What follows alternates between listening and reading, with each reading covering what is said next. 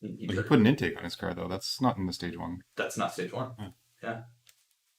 It's just made up hyperbole. It's like it's stage 1 with water math, or it's stage 1.1. I don't know. Like, but there is no stage. Wait, Facebook's doing the I don't want to go live at my scheduled time thing. Give me a second, guys. There's literally no stage. Okay. Get going. Yeah, I don't see Instagram. It's running. Is it? YouTube is running. Facebook is. All right, welcome everybody. We're almost there. Give me a second.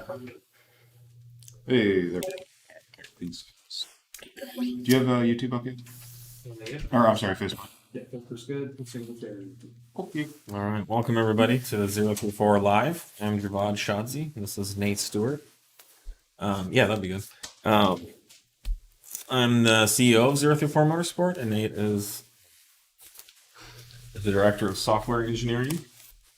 And we're here to answer all your questions about all things 034 and anything automotive. Certainly anything else you'd like to ask. I always say that, but people almost never ask us about other things anymore. Someone should ask about something other than cars at least once. Yeah, come on, guys. We take a no BS approach to responding. We like to cut to the chase.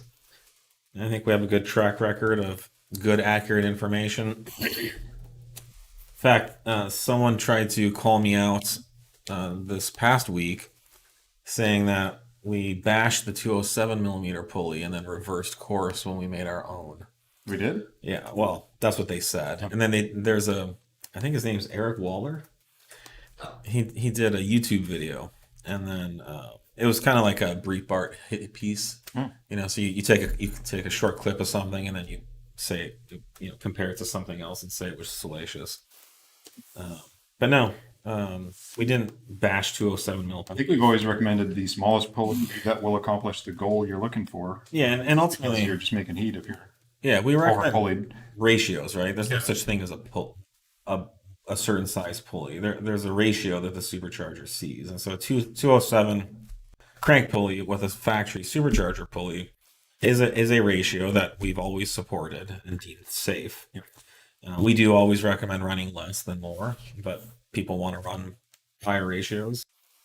But it's still a safe ratio. We never said that was not safe. So I believe we were concerned about running that with an upgrade upper pulley. That's right.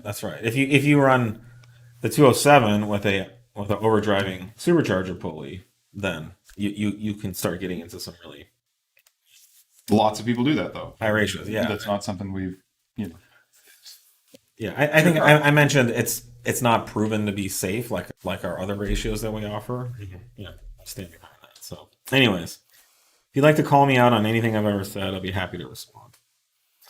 All right, let's get into it. I don't even want to give this one the light of day. I would not. I will say no. Yeah. Well, yeah, you done it. It's hard enough for me and Nate to be up here with the attacks we get on things we say. So, I have a question. I have an Audi S4 B8.5. I just got an oil change, and when I'm in dynamic shifting from second to third, it's super jerky, almost like it doesn't want to go, but there's no codes or anything. I have no idea. I mean, oil change would be completely unrelated unless they left the cap off. You could big evap. They could totally do. Yeah. Yeah. I mean, there shouldn't really be anything correlated there. If the cap was off, you should also get an evap leak code. So, not sure. We can certainly, if you're on our tuning, we can help you with some grabbing some logs of that shift to see if we can see anything going on. I would suggest maybe doing a clutch adaptation on the transmission. I can't think of anything, that would correlate with an oil change. Mm-hmm.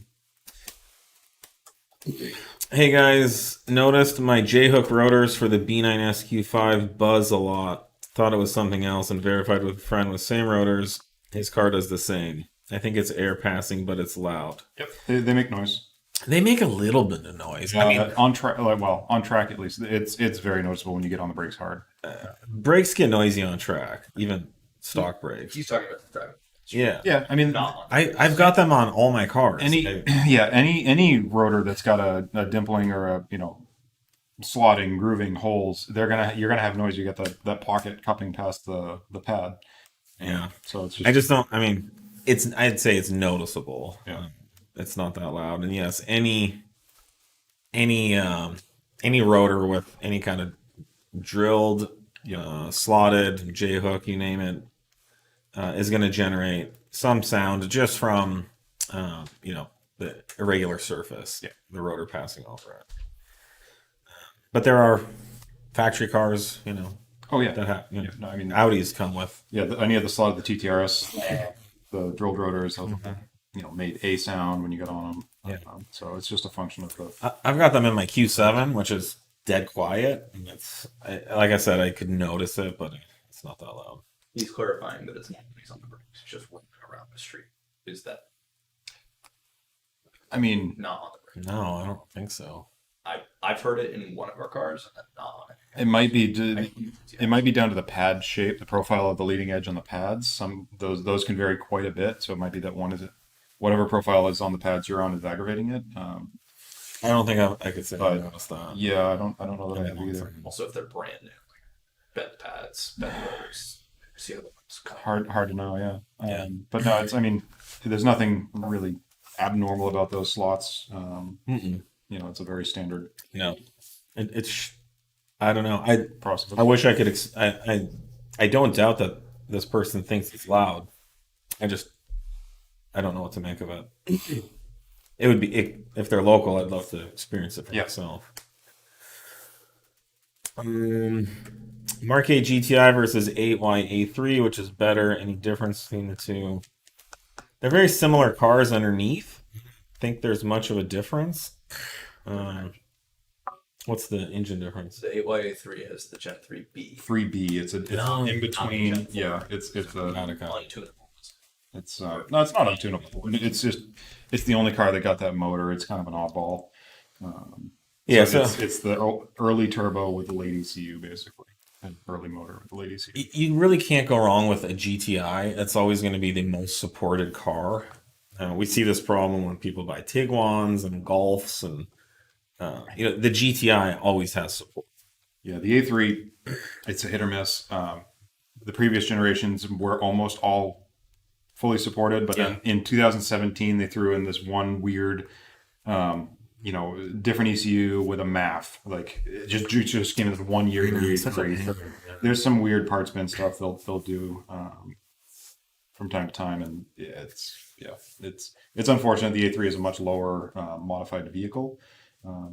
Adoption rate. So The A3 is a great car. they're fantastic. I mean, that's what we, for years, we lamented in the Audi community about not having a small all-wheel drive sedan anymore.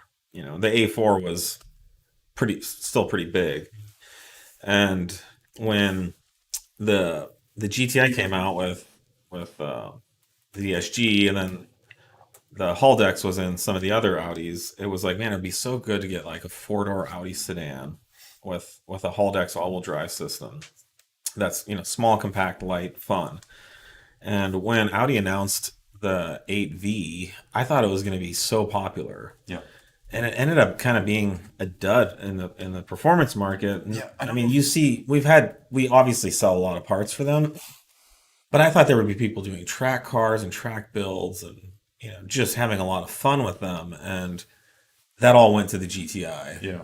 The A3 was really not taken advantage of. Like I said, there are some people who've done it, but then with this Gen 3B motor, I would recommend getting into a GTI or an Audi sedan that has the same specs. S3 or something. Yeah, the S3 would be the way to go. Yeah, I don't know if it was mostly like an Audi USA the way they were auctioned out here, and what we saw, there were some very weirdly packaged A3s that I saw.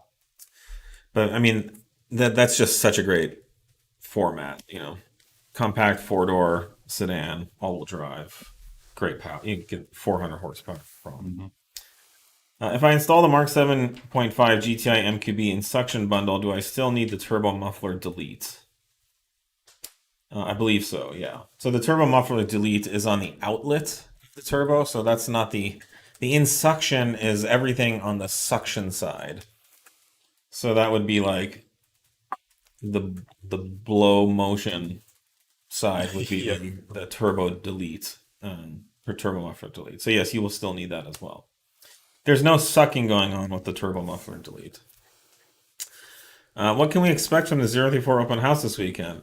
Great question. First of all, we hope you can make it. There will be a car show, which I believe is filling up. I'm seeing lots of registrations coming through for that.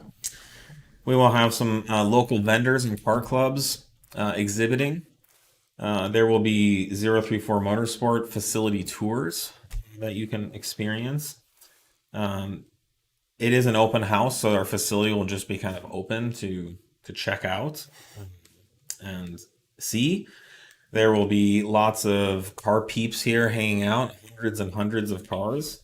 I believe we've had as many as like 400 or 500 cars. I mean, this entire parking lot in our industrial complex, which is pretty sizable, literally is 100% filled with cars. I will be cooking a huge batch of chili. This is a chili that I make with pot roast. So I take like a beef chuck and I braise it down until it's falling apart. And then I use the braising liquid as the base for the chili. It's delicious chili. Hopefully one of the best you've ever had, and there will be plenty of it. And we serve it with corn chips and cheddar cheese and jalapeno. And I make it pretty spicy. Good. So, yeah. Just throwing them out. What else? Did I miss anything? Oh, our Winterfest sale will be available. You can come pick up parts here for up to 20+% off. It's live now, but you can come and just pick up your parts. We'll be flashing cars. Oh, always, yeah. Flashing cars. We'll have something on the dyno. It will be doing some dyno exhibition action. So yeah, and then we will have lots of cars out on display. Our service department, ZTF Automotive, will be open. Yeah, the manufacturing guys usually set up some really cool displays of our products, like from like raw material all the way up on through to assembled, so you can see kind of the innards of how things are made. We'll have you'll have a lot of access to everybody here too. Just if you've got questions, want to chat about stuff. Tours. Yeah, here said tours. We're doing facility tours. Do 034 employees own Bitcoin? I don't really know. We employ lots of men in their 20s, so I'd say there's a very high probability. A chance that somebody has some. I personally do not. I kind of steered clear of that. I'm at an age where there's plenty of good ways for me to invest money that are safe and compounding interest, and I do have a fun stock E-Trade fund that I play with that I've done very well with, kind of like day trading, gambling. But no, I don't. It'll be interesting, like in 20 years on VH1, like doing like the 2020s, and they'll be talking about like what happened with Bitcoin or whatever. I don't think Bitcoin is going to end up being the thing. Usually the first thing like that isn't, but I do think there's something to digital currency in the future. But then you've got all the what are these things called where people sell pictures? Oh, the NFTs? The NFTs and stuff like that. I understand them. I get it. I think it's kind of ridiculous, but we'll see. I mean, we used to have a gold standard, and now we don't. And obviously, the amount of volatility that you've seen recently is the volatility is insane. The exchanges that are imploded. And it's it's one of those things where I never personally, at least, I didn't see anyone that could explain it to me and what the need was for it. That the kind of the service was providing that wasn't available before. And the same thing with the NFTs. Like, why have these become popular other than just kind of a fad thing? Well, at the end of the day, NFTs, Bitcoin, the value of gold or diamonds, It's all made. dollar bills. That it's just a complete human construct. Nowhere in the animal kingdom does anything like this exist. Even the most intelligent life forms on Earth do not have anything resembling this made up value. Awesome that we do it. So I'm always cautious. Like literally anything like a JPEG on the internet can be made worth for $200, and then someone could sell it for $300 a week later. So anything's possible. But I just don't need. I'm not really a gambler. I work hard for my money, and I want to invest in places that I know will give a good long-term return. What's Javad's favorite store to shop at for clothes? Oh man, I'm a very efficient shopper, so I do end up shopping usually on Amazon for a lot of stuff. So like that's where I got this vest, this Mountain Hardware fleece, which I love. I bought from my friend Troy's company, Mountain Hardware, off their website, and I think it's mostly Amazon. Yeah, I haven't been like in a function like brick and mortar, and I don't know. Like everything else I'm wearing, I bought on I Amazon. just don't have time. Like, Oh, I just don't like shopping. and I don't like shopping. Is the other thing. And I can buy stuff on Amazon. I can return it so easy. I don't like supporting Amazon. Yeah, Even though it's saying I here, support them a it's one of lot. those very kind of not necessary evils, but it's one of those things. It's just too. I think it it's is a too- necessary. It's too Does- easy. It's yeah. too accessible. Actually, these shoes I got at Costco. Yeah, I guess you're right. It is becoming necessary. Tanza because- has gotten me into Costco. Yeah, we do. I'm not a Costco. That shopper. is the yeah. You're right. That is the one thing we do. Costco. But these Adidas are like $65 on Amazon or $27 at Costco. Yeah. It's the same exact shoe. I don't understand. Amazon is not the cheapest place. No, it isn't. But I return a lot of stuff that I buy there. If I don't like it, I just return it or whatever. So that's super convenient. Oh God, Nick just left the room. I'm gonna run this by him. Oh, good. How are you doing? I'm doing good. Thank you for asking. How are you, Nate? I'm doing all right. Do you ship to APOs?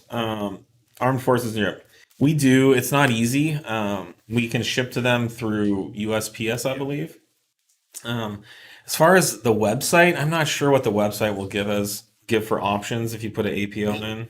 Will it work? I think it works. It should. It certainly should. It should filter it down to literally just the supported services. Yeah, the USPS would be it. So we have very little control over it's expensive. pricing and any of that. So I don't know how that'll work out. APOs. I want to say APOs were actually not that bad. Well, it depends. The ones, I don't know. It's been a while since I thought about this, but my impression was it was expensive. But we also are happy to give military discounts, so you could just email us for that contact, and then we can quote you out everything. We'd love to ship to an APO. Thank you for your service. Anything new for the B9 S4? We have lots of B9. I mean, it's very a active. B9 S4 world right now. I mean, we have some very exciting things coming. Yeah, I don't know how much we can talk. I mean, there's the SuperDuper intake, which we should be able to release soon. It's pretty far along, which is basically our 1,000 horsepower rated, very high flowing carbon fiber S34 intake system. Very insuction-y. Yeah. Yeah, there's hard parts coming. There's tunes coming. Yeah. There's lots of features coming for the tunes. As always, you can go on our website. Yeah. All our new releases are right there on the homepage. But yeah, There is a lot more coming. Don't worry. and if you're not on our B9 S4 email list, get on it. You can send us an email if you want. I have a B9.5 S4, and my Audi dealership is telling me if they see the car is flash, they would red flag my car and void my warranty. Is that right? Technically, they could. There is a Audi program that's not new. That's been in place for probably 15 years now. God, it's been a while.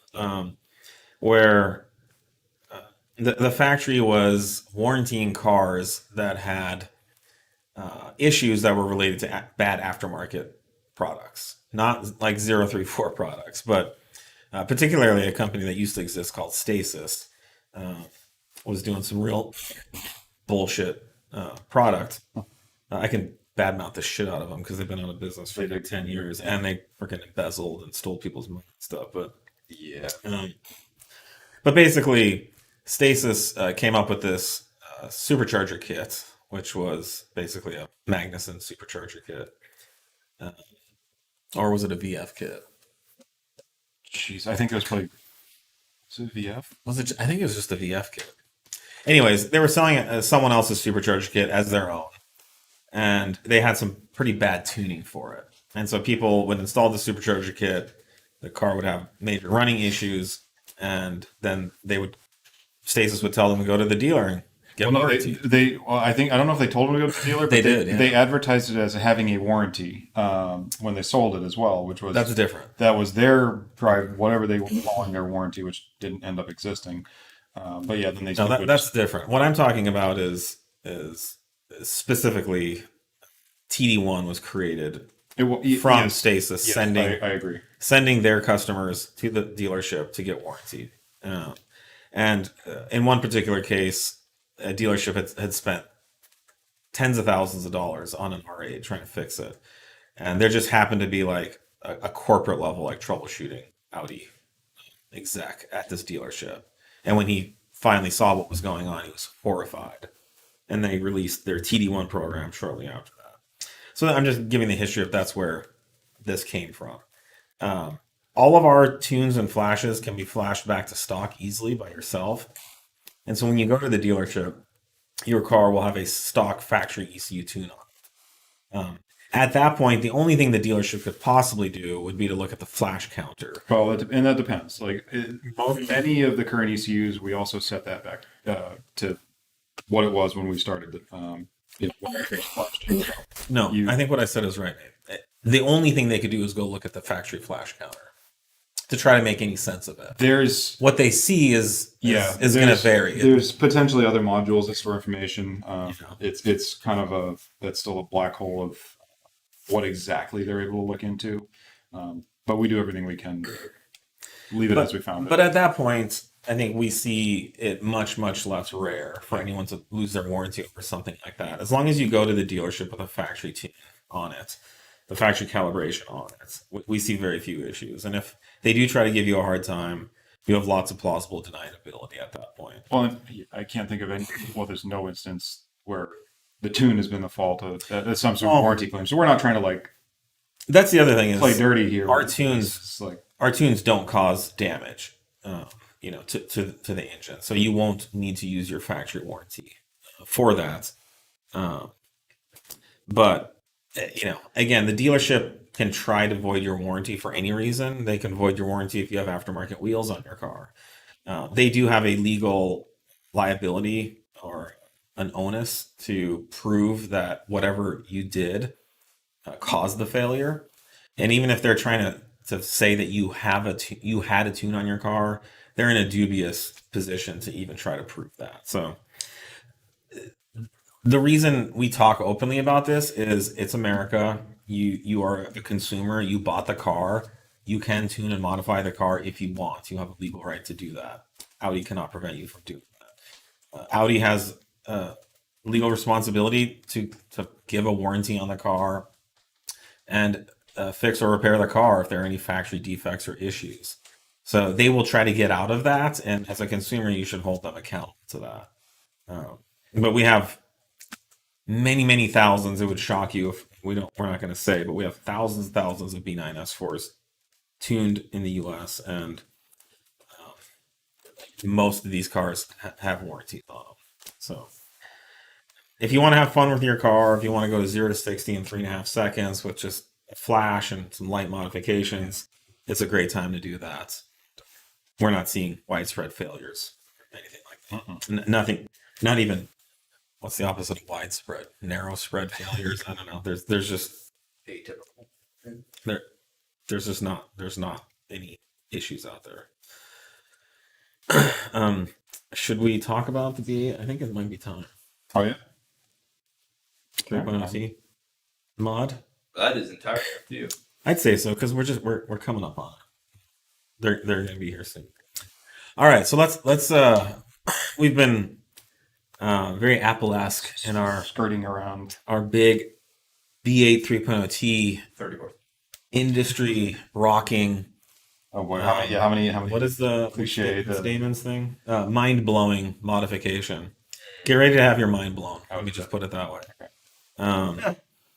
So yes, we have been teasing a modification for the B8 3.0 T supercharged motor that is a solid 30 horsepower adder on just a stage 1 car, and with even more power available for cars running more power. I mean, that was stage 2 or whatever. Yeah. It was a pulley car. It wasn't like it was bone stock motor, bone stock supercharger. I mean, it was very with stage 2. Yeah. And so we are releasing a full camshaft set for the B8 3.0 T. They are currently in manufacturing. We partnered with Cat Cams to manufacture these camshafts for us. I've been working with Cat Cams, and we have at 034 for pretty much 20 years now. I put the first set of their cams in 80 TQ in like, I don't know, 1999 or something. Goes back a ways, yeah. I can't think of a better company to work with. We did engineering with them, but they are truly camshaft engine volumetric efficiency experts, and so they actually produced a few different grinds for us that we tested, and this is the one that we're going to release. And this is basically a no compromise mod as far as, other than the money out of your wallet, you lose no horsepower or torque down low. Yeah, it was just gains. It's just gains. Yeah, it was. I wish I could have put up a little teaser dyno plot here, but yeah, it just starts kind of pulling away from the stock hardware. Starting at what, like higher and higher revs, 500, 5,000. You can pull it up. Let me see if I can find it. It's in a G chat that we have. Yeah, that's exactly where I was going. But yeah, no, they've worked great. You notice a tiny little bit at idle, like super cold start catalyst heating stuff. You'll get a little bit of roughness, and that's on if you don't update the tune. So we'll have tunes that fully supported as well. You can run this on any tune. We have run it on as is on our existing tunes. It ran totally fine. Yeah. We did find that making a tune for the cams was obviously the better way to go. We will have tunes for these. It gets your fueling targets and that kind of thing more in line because you are moving more air through the motor. So that was the biggest thing we saw. Yeah. But yeah, they're bigger lift, bigger duration. We're really excited about this mod. We will supply the cams with new valve springs and retainers, which not only give a higher valve float limit, but also allow for higher lift as well. So the retainer actually lengthens the spring, so the spring won't coil bind as easily. And we will sell this as a complete package with the cams, the valve springs, and retainers. We will announce pricing and stuff. It's not going to be cheap. You're talking about 4 camshafts. But I think at this point in B8 tuning, there's no cheaper. Yeah, we're at the end of the simple, the diminishing returns are in full force here on the B8. And there is more exciting B8 3.0 T stuff coming, so we're not going to talk about all of it. But since I think we're within a month or two of releasing these, so we want to kind of get it out there. We may even do like an early purchase group buy or something too, just to get. Once the cams are are on the way, maybe like a month out, we could consider doing something like that. So yeah, very exciting. Hope you guys are excited.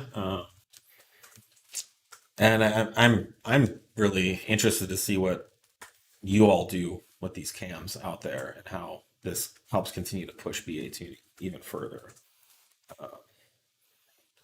So to complement that, we have partnered with Pro Series Hardware to produce B8 head studs and main studs. We Did we release these yet? Yes, they are. I know they're The hedge fund are. Up to. Yeah. Okay. So, beautifully manufactured stud and nut kits. These are the studs here. They come in this nice box. These are tool steel, very high grade tool steel.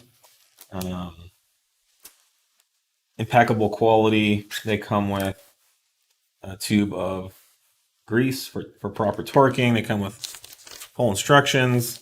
Very nice set. Again, B8 main and head we have. And we will have these for B9 as well. These complement the head gaskets, chromatic head gaskets that we had done. I think those are B8 and main. They fit both. Okay. The head studs fit B8, but I think the mains don't. Yeah. But you can go to our website and see all this. Fits what? RS5. RS5 as well. Wait. Don't sticker. Sage. This fits RS5? Yeah, you are in there. Oh, the new. Yeah. Sorry, I got hung up on V8 RS. Oh gosh, no. No. My brain was exploding. Dude. I think you guys probably remember us talking about last year how we wanted to build a line of B8 engine performance products. So we now have the head gaskets, head studs, mains. The cams are coming. We have rods, powder rods that we did with powder.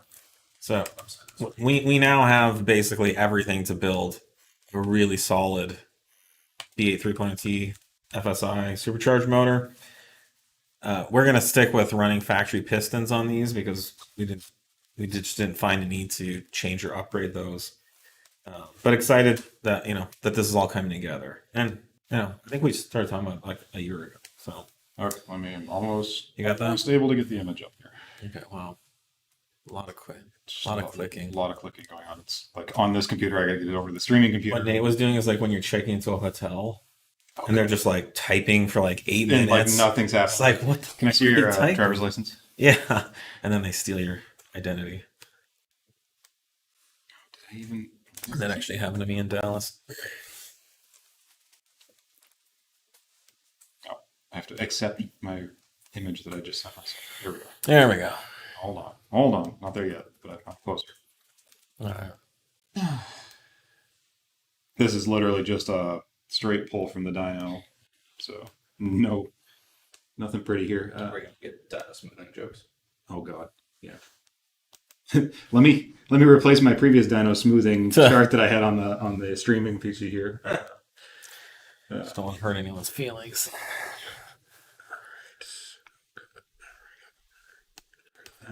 Okay, just a couple more clicks. Just about 400 more clicks here. Wow. Yeah. Better you than me. I think it's that one. Yeah. There you go. Okay. All right. So this is. Let me just make sure I even get the right graph here. Yeah. Yep. Looks like that. So there's 2 lines. Yeah. Well, there's 4 There we go. technically. All right.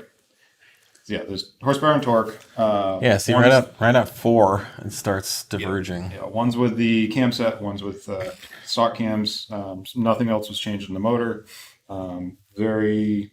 The tunes were essentially identical in this. Like I said, just a couple of tweaks for fueling.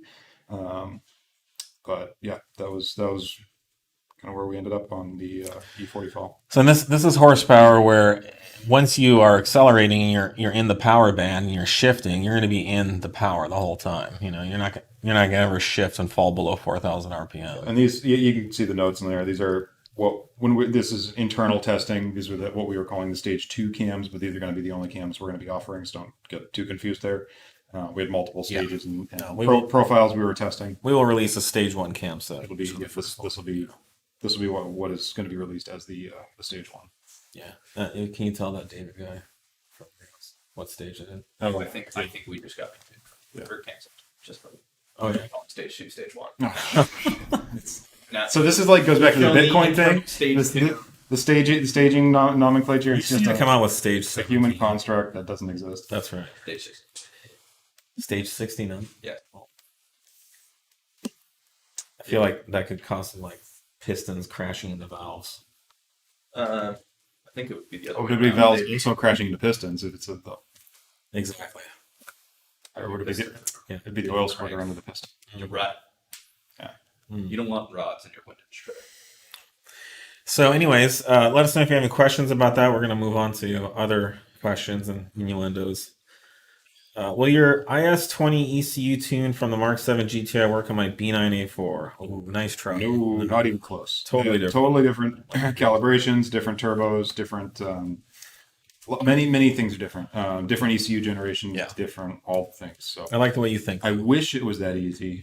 We will have a B9 tune Don't tell. officially released, but currently Careful. you cannot do that. Are B8.5 S4 motor mounts better than OEM A4 mounts? Hell to the fuck yeah. I would say. OEM to OEM. Are B9 S4 mounts better? Oh, I mean, Oh, are we talking about OEM mounts? Yes, he's asking if they are different. They are. They're both shitty. but they're not different enough to be If a if reason. And they're more expensive than like better. yeah, general I don't even know why we're talking about factory mounts. The factory B8 mounts are some of the worst Audi motor mounts ever. If the S4 one is a little stiffer slightly, it's going to tear in half just as quickly as the A4. We see the failures are with the S4s. They're rampant. Yeah.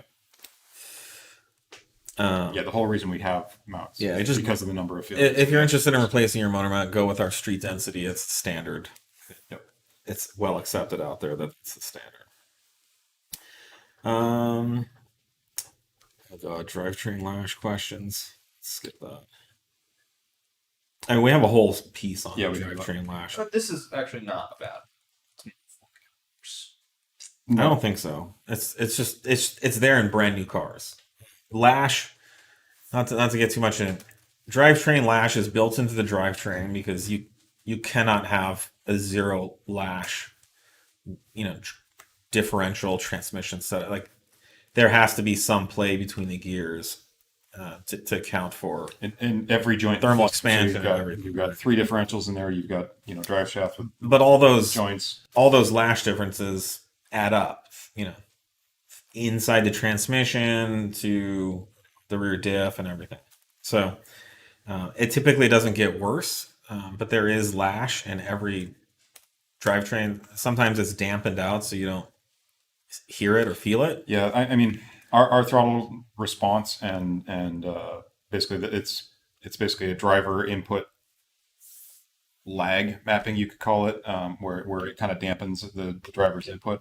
We reduce that quite a lot for you get a much sharper pedal and a much sharper load transition, dependent on your input. So that is going to be a lot. It's going to amplify that lash if you're moving quickly on the pedal. All right, let's move on. We have tons of Yeah, we have a lot of questions here. Mysterious. Well, the extra air from the new 3.0T cams. Oh, with all the extra air from the new 3.0T cams and the upgraded rods, do you plan to come out with fueling mods? Rods don't make air, but yes, they are supporting. Yeah, we are working on fueling. That's the biggest limit with B8 3.0T. We have some big things we are working on there as well. So yes, we are working on. I should have brought that thing in here.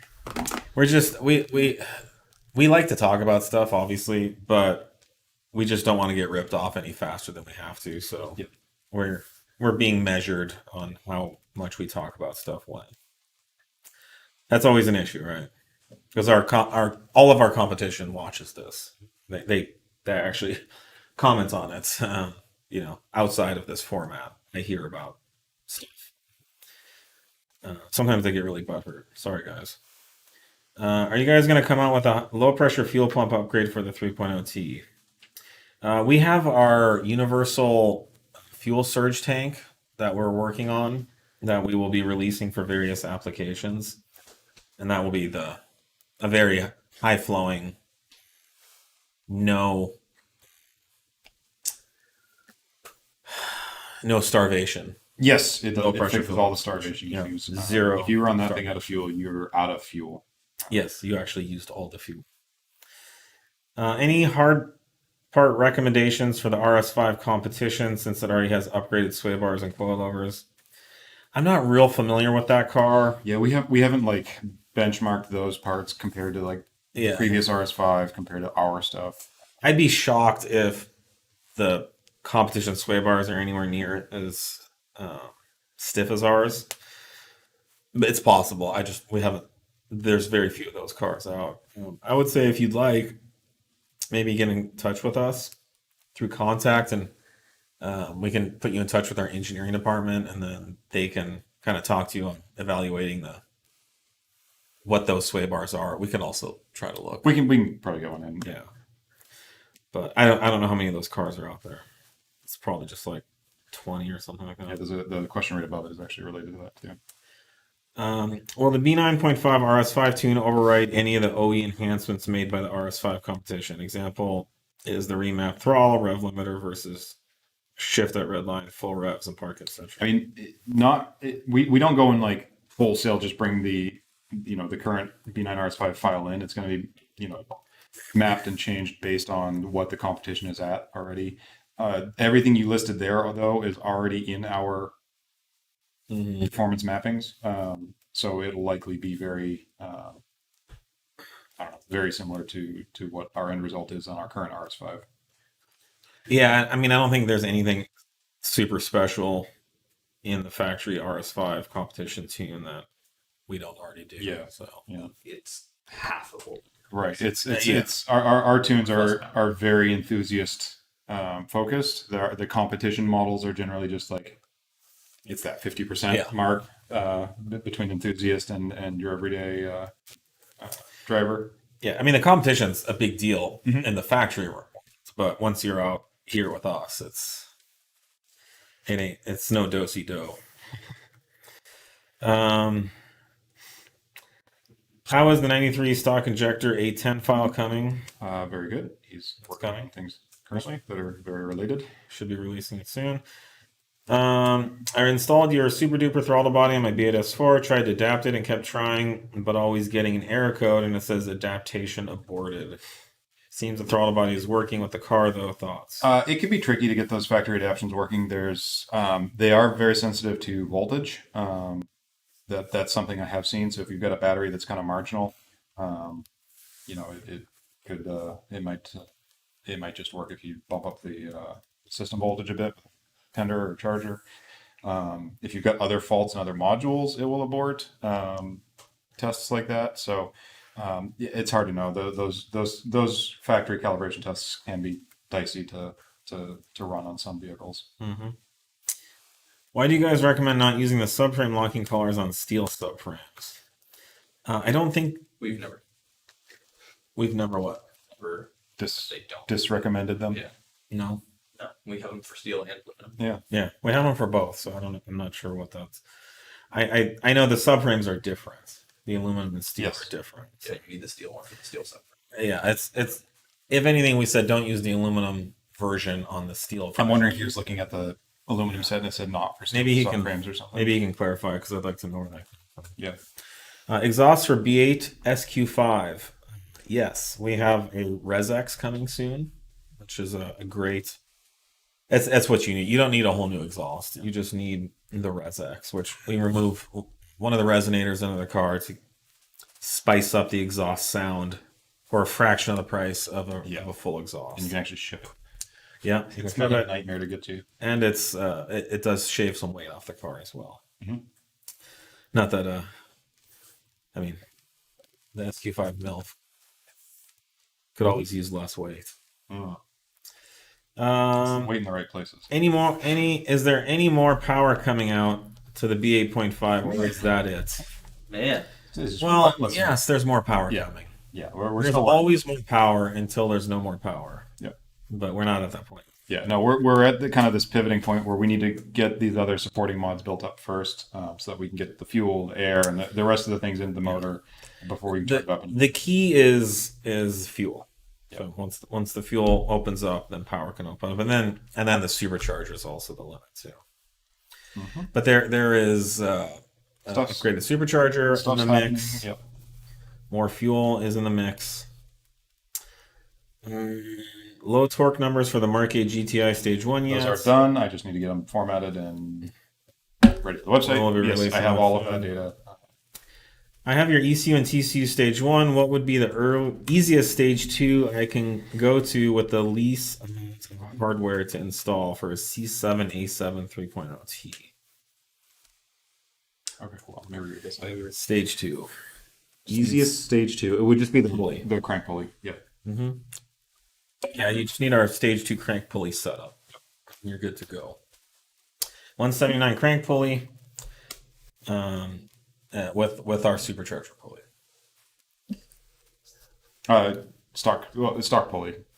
If you want the easiest upgrade to go to stage 2, just do the lower pulley. Which one? The crank.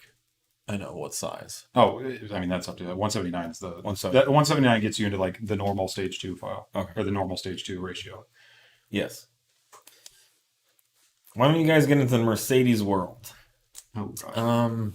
I mean, we've thought about it and talked about it.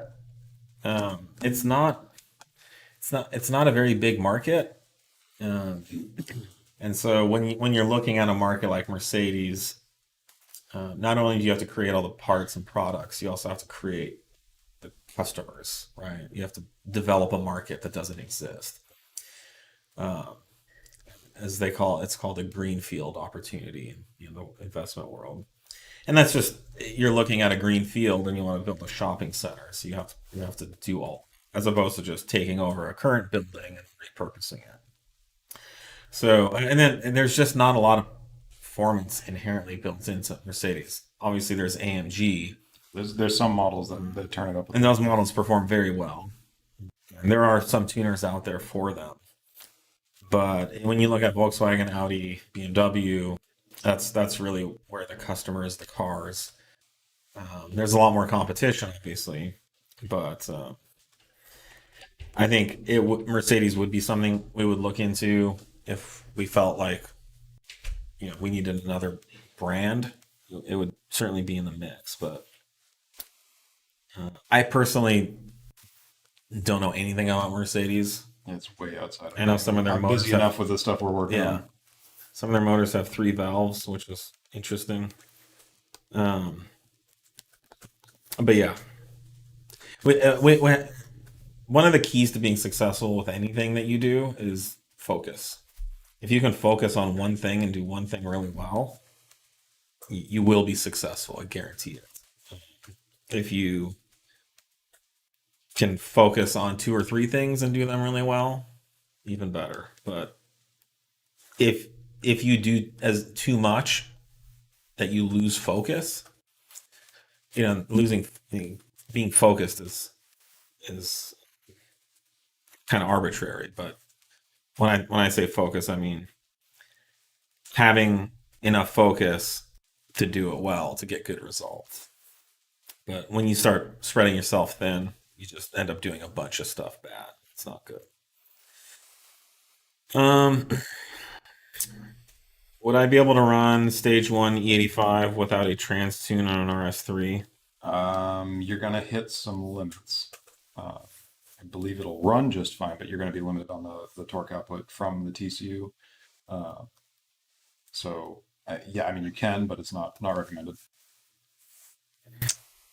Will cam replacement be a motor out job?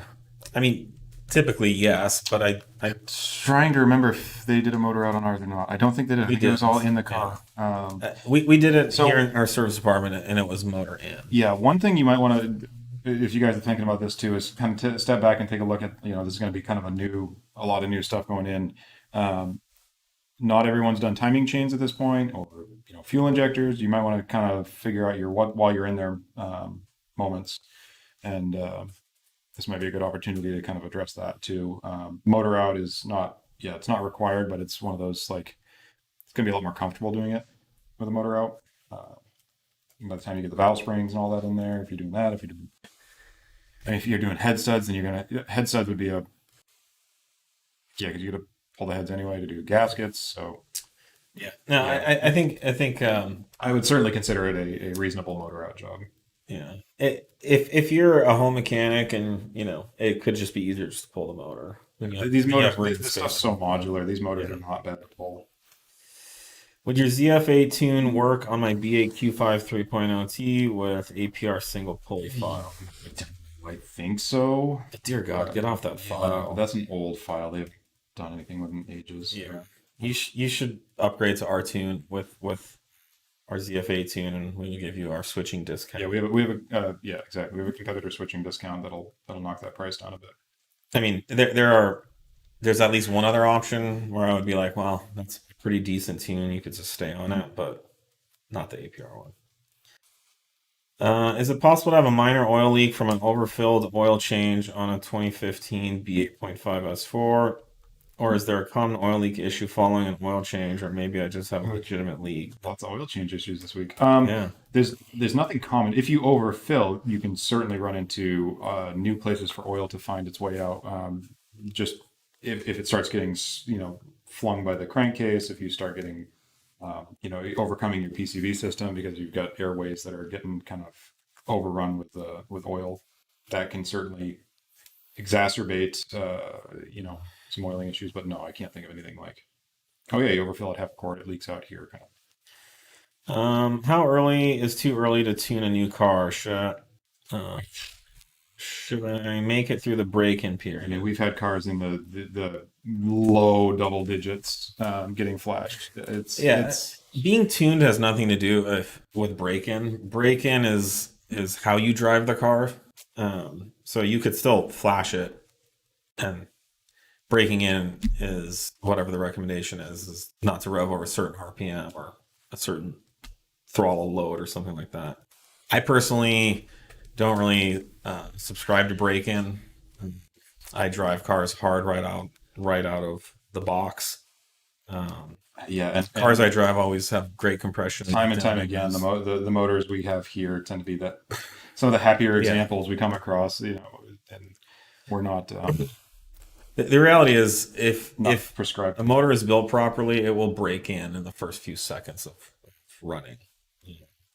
And I think a lot of kind of this extended break-in lore, conventional wisdom, was from poorly built engines that needed a lot more time to break in.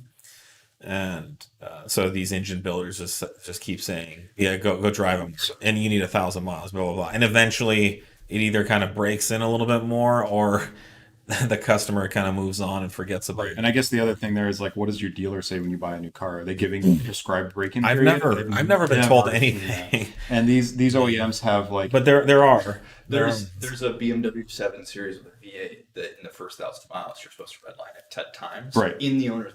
Yeah, and that's wonderful. And now the 60,000 miles need because someone has an M4 competition, and there's 1,000-mile break-in, and that's what I was about to say. There's so many OEM controls on these ECUs. They know the mileage. They know how they can totally prevent how long in the tooth these motors are. So yeah, they can, if there's a break-in process, they'll bake it into the ECU, and you'll be limited on your shift points, your throttle, your load. But that's not a thing. No, so I mean, at least on these vehicles we're talking about. I've worked with a lot of brand new built motors, and I've done compression and leak down tests where the motor is brand new. The motor had terrible compression and leak down, and we started it and idled it for 5 seconds, 10 seconds, revved it up a few times, shut it off, and it's like perfect compression. Generally, our built motor stuff when we were racing the time attack car, it was a couple hours in the dyno with a break-in oil, and that was it. We were done. Yeah, and then that's with break-in. That's with a break-in oil. That's on a machine motor. Then talking to our machinist, drain it out, tolerances for put good oil in it and go. But I'm sure there's people heads are exploding listening to what I'm saying right now. And there's people with like religious rituals about breaking in with incense driving down the freeway. I just don't buy into that. So if a motor is built correctly, you're not going to be able to fuck it up.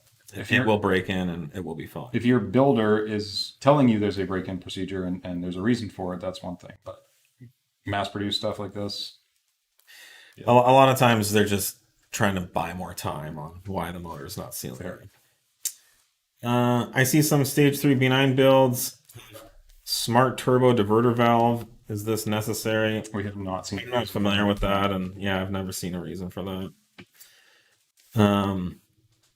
I'm running the Mark 8 93 octane low number tune and love it, but I am like I'd like to know the Oh yeah, numbers. no, we'll have those up. Mhm. So We'll get those. I have them all. It's just a matter of getting it formatted for the website. Which type of brake pads would you recommend with the 034 two-piece rotors? Any and all brake pads, whatever works for the situation. If you're driving on the street, factory pads or similar, replacements from Paget or Brembo or Aute should be fine. I mean, pads can be thought of like what kind of tires should I run? It's going to be what is your use case? It's literally like saying what tire should I run with this wheel? Yeah. And it just depends what you're doing with it. So if you're on track,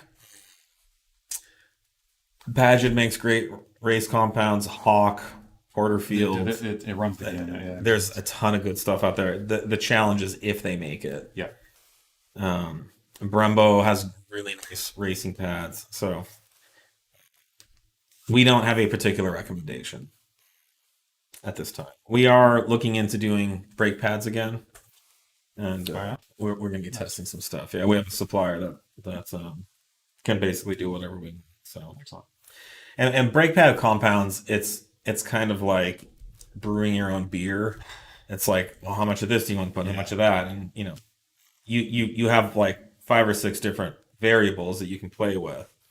And if you maximize one variable too much, it's at the detriment of another. So there's heat, there's dust, there's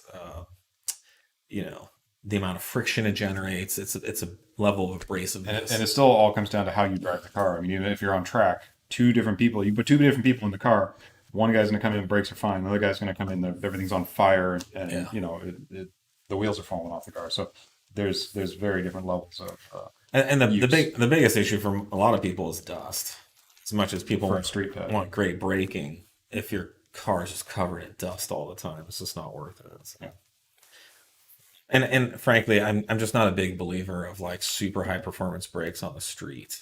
There's really a factory sized braking package these days with whatever pad it's going to stop. Yeah, if you need to haul down from triple digits repeatedly on the street, you're not. Yeah, it's not. That's not compared to the track. The streets like easy street. Just got a new S4. Would you suggest to not get tuned till the warranty expires? See our intro basically to this stream. We talked about that. Yes. We recommend getting tuned whenever you'd like. You do potentially risk losing your warranty if the dealer wants to be difficult. But again, this goes with any modification to the car, from aftermarket wheels to suspension, anything you do to the car. A tune is no different. It's just a modification, and once you start modifying the car, the dealer can void your warranty. In fact, I've taken basically stock vehicles to the dealer where we took like the car apart and put it back together for like engineering purposes, and they're like giving me a hard time of like, why has all this hardware been loosened? It's like, I don't know. It's my fucking car. Why does it matter? Like, I took the whole car apart and put it back together because I wanted to. I was bored. So they'll give you a hard time about anything. The bottom line is tuning is fun. 034 Motorsport tuning is safe, and it's incredibly affordable for what you get. So you could get the performance of a car 2 or 3 times the price of your vehicle just by doing our stage 1 tune. So that comment most people are willing to risk it. Let's end on this comment. Someone said, went back to stock from stage 1 just to see the difference. 2019 SQ5. What a difference. Literally the 034 tune improves the SQ5 big time. Performance, sound, launch, etc. So worth the money, both 93 and 91. Insane improvements, great product. So there's someone with a 2019 SQ5 under warranty who's having a blast. At the end of the day, you're watching this show because you're a performance automotive enthusiast and you want performance. I think if I was going to buy a car just to keep it stock, I might not get an S4. All right, I think that's all the time we have for today. So we failed at getting through all the questions yet again, but there was quite a few. I think we did okay. Yep. Right. Yeah, we got. Here's your bunch. All right, cheers. We'll see you guys next week. Okay.